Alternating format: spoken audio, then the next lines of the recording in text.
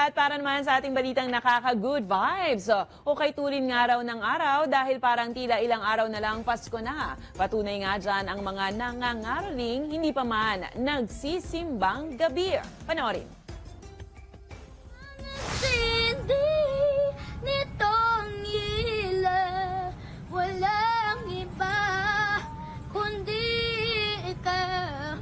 Salamat sa liwanag mo, muling magkakakulay ang Pasko dahil ikaw bro, ang star ng Pasko.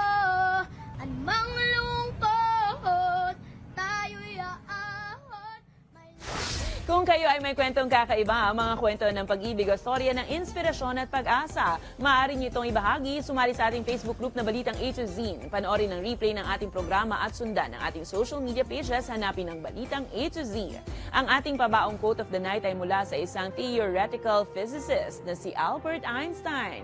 Ayon kay Einstein, sino mang walang pakialam sa katotohanan sa maliliit na bagay ay hindi rin mapagkakatiwalaan sa mga importanteng usapin.